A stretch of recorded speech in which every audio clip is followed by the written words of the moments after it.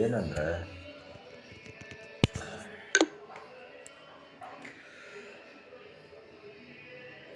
ಸ್ವಲ್ಪ ಏನಂತ ಇದೆ ವಿಡಿಯೋದಲ್ಲೆಲ್ಲ ಮಾತಾಡ್ತೀನಲ್ಲ, ಹೀಗೆ ನಾರ್ಮಲ್ಲಾಗಿ ಮಾತಾಡಿದ್ರೆ ಫಸ್ಟು ಬೇಗ ಕ್ಲೋಸ್ ಆಗೋಕ್ಕೆ ಪ್ರಯತ್ನ ಪಡೋರು ಯಾರು? ನಾರ್ಸಿಸಿಸ್ಟ್ಗಳೇ. ಅಂದರೆ ಅವ್ರಿಗೆ ಬೌಂಡ್ರಿ ಏನಂತೀರ, ನಾವು ಅಟೆನ್ಷನ್ ಕೊಡಲಿಲ್ಲ ಅಂದರೆ ಮತ್ತೆ ಮತ್ತೆ ಬರ್ತಾರೆ. ಒಟ್ಟು ಅವರಿಗೆ ಏಜು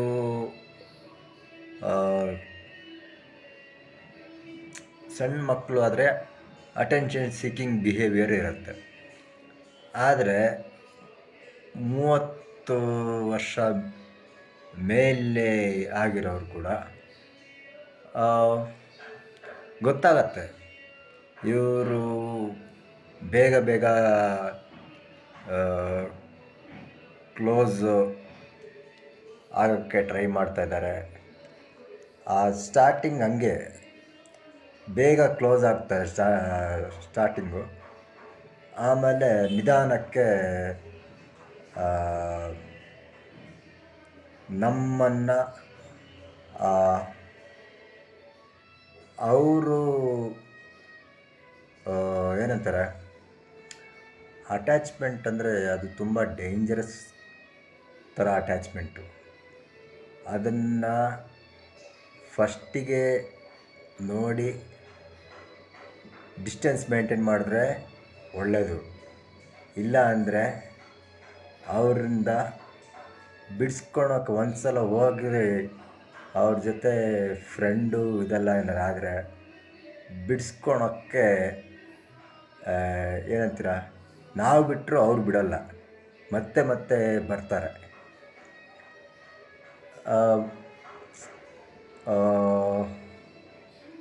ಎಮೋಷ್ನಲ್ ಬೌಂಡ್ರಿ ಎಲ್ಲ ಅವರು ಯಾವುದು ರೆಸ್ಪೆಕ್ಟೇ ಮಾಡಲ್ಲ. ಸೊ ಆ ಥರದವ್ರನ್ನ ಸ್ಟಾರ್ಟಿಂಗಲ್ಲೇ ಏನಂತೀರ, ಇಗ್ನೋರ್ ಮಾಡೋದೇ ಬೆಸ್ಟು.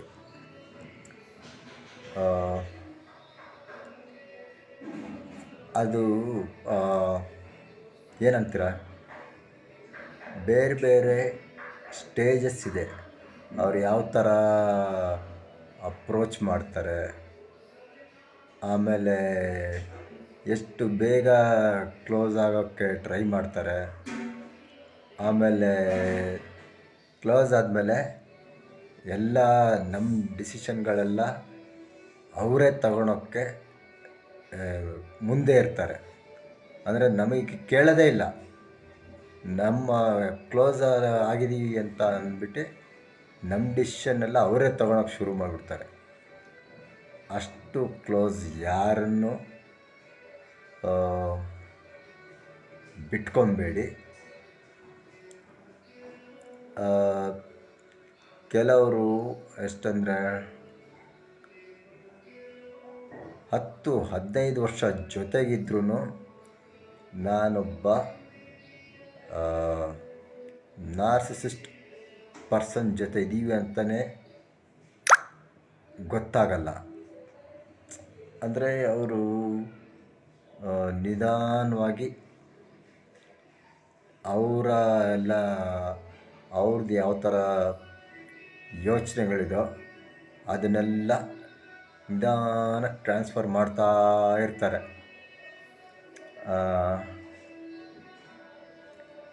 ನಾವು ಸ್ಟಾರ್ಟಿಂಗಲ್ಲೇ ನೋಡಿ ಅದನ್ನು ಏನಂತೀರ, ಯಾರು ನಮ್ಮ ಎಮೋಷನ್ಸ್ ಜೊತೆ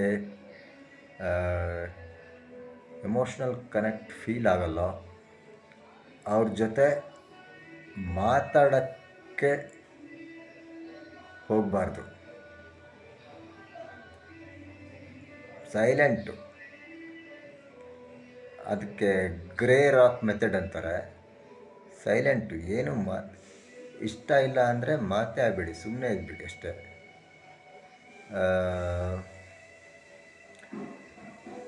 ಇವರು ಹಿಂದೆ ಎಲ್ಲ ವೀಡಿಯೋಗಳು ಸುಮಾರು ಹೇಳಿದ್ದೀನಿ. ನಾವು ಫುಲ್ಲು ನಮ್ಮ ಕೆಲಸದ ಕಡೆನೇ ಫೋಕಸ್ ಆಗಿರಬೇಕು. ಯಾರಿಗೆ ಅಟೆನ್ಷನ್ ಕೊಡಬೇಕು ಅಂತ ನಮಗೆ ಗೊತ್ತಿರಬೇಕು. ಜಾಸ್ತಿ ಅಟೆನ್ಷನ್ ಸೀಕರ್ ಇರ್ತಾರಲ್ಲ ಅಡಲ್ಟ್ಸು, ಅವರಿಗೆ ಅಟೆನ್ಷನ್ ಕೊಡಲೇಬೇಡಿ. ಯಾರಾದರೂ above 30 years, above 30 or 35 years attention seeking ಇದ್ದಾನೆ ಅಂದರೆ ಅವರು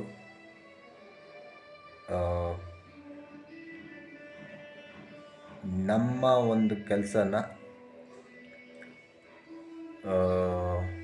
ಏನಂತೀರ, ನಮ್ಮ ಇದ್ರ ಎಮೋಷನ್ಸನ್ನು ನಾವು ಕಂಟ್ರೋಲ್ ಮಾಡಿಕೊಂಡು ಸೈಲೆಂಟಾಗಿ ಮೂವ್ ಆನ್.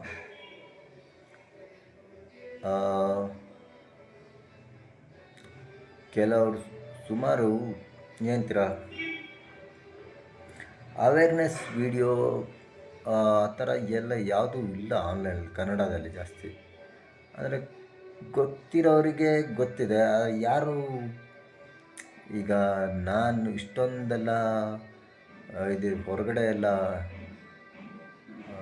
ಅವೇರ್ನೆಸ್ ಡೇ ಅಂತ ಒಂದು ಇದೇ ಮಾಡ್ತಾರೆ.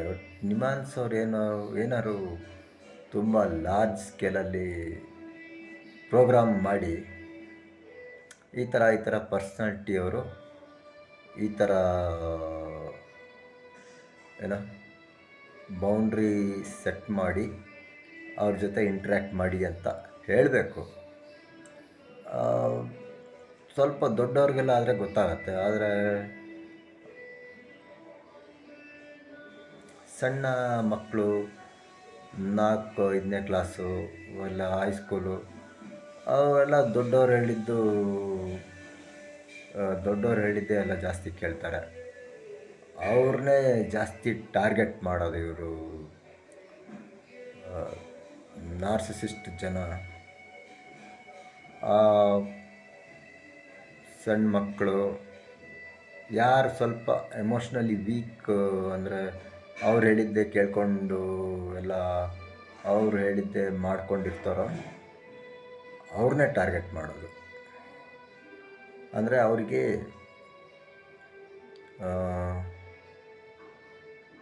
ಅವರ ಎಮೋಷ್ನಲ್ ಬ್ಯಾಗೇಜನ್ನ ಹೊರಕ್ಕೆ ಇನ್ನೊಂದು 2-3-4 ಜನನೋ ಬೇಕು ಅವರಿಗೆ. ಅಂದರೆ ಅವ್ರ ಲಗೇಜನ್ನು ಅವರು ಹೊರಕ್ಕೆ ಕಷ್ಟ ಅವರಿಗೆ. ಅದಕ್ಕೆ ಇನ್ನೊಂದು 4 ಜನ ಮೇಲೆ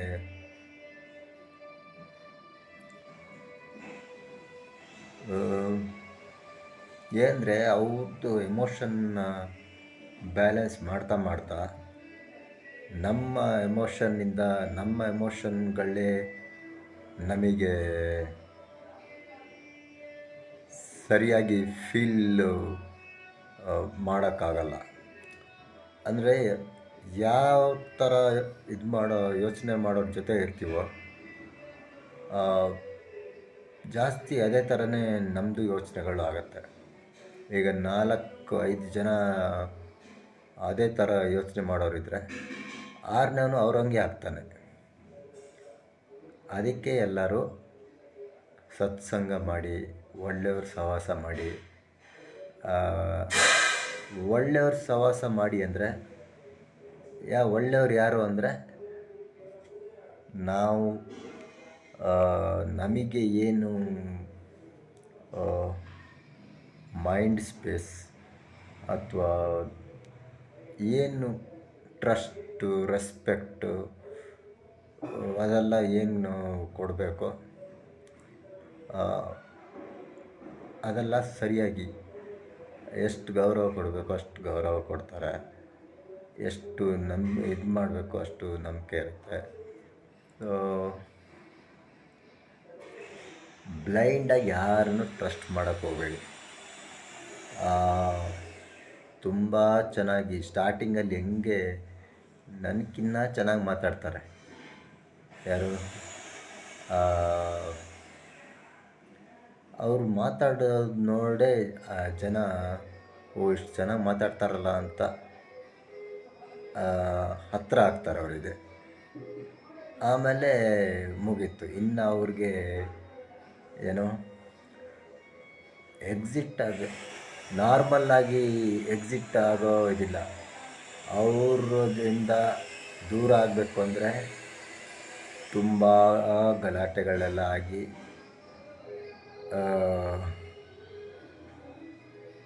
ಏನಂತೀರ, ತುಂಬ ಎಮೋಷ್ನಲ್ ವ್ಯಾಂಪೈರ್ಸ್ ಅಂತಾರೆ. ಆದರೆ ಎನರ್ಜಿನ ಎಲ್ಲ ನಿಮ್ಮದು ಏನಾದ್ರು ಗುಡ್ ಎನರ್ಜಿ ಇದ್ದರೆ ನಿಮ್ಮ ಎನರ್ಜಿ ಪೂರ್ತಿ ಅವರು ಹಂಗೆ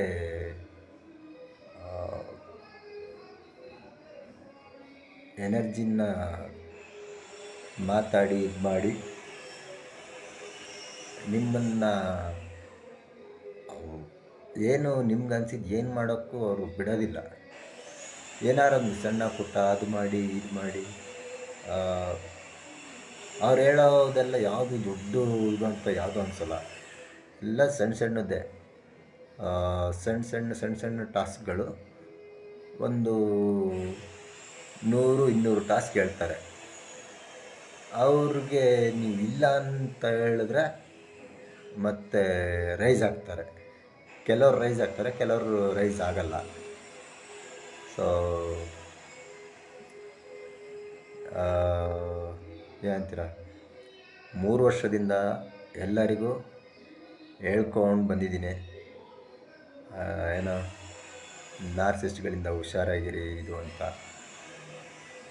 ನನಗೆ ಇವಾಗ ಅಷ್ಟು ಜನಕ್ಕೆಲ್ಲ ಕೌನ್ಸಿಲಿಂಗ್ ಎಲ್ಲ ಮಾಡಿ ಆನ್ಲೈನಲ್ಲೆಲ್ಲ ಇದೆಲ್ಲ ಬರೆದಿದ್ದೀನಿ.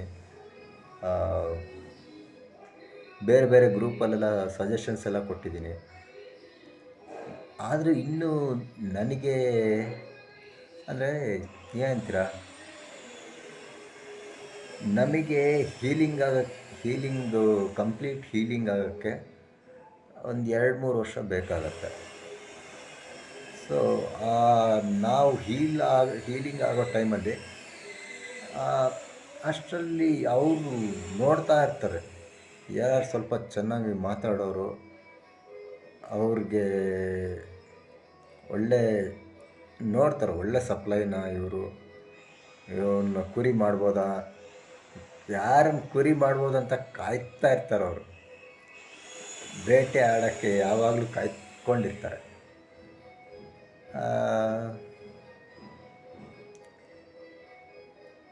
35 ಇನ್ನೂ ಒಂದಂದರೆ, ಯಾವ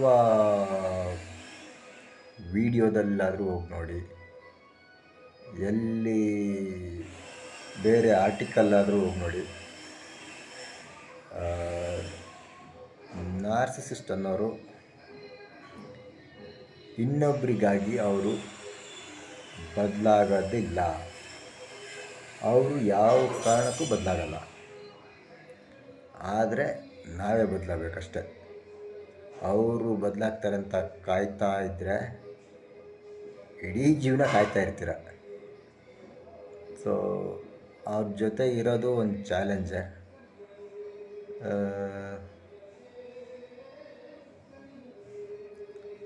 ಅವ್ರ ಜೊತೆಗೆ ಅವರಿಂದ ಕಂಪ್ಲೀಟಾಗಿ ಬಿಡಿಸ್ಕೊಬೇಕು ಅಂದರೆ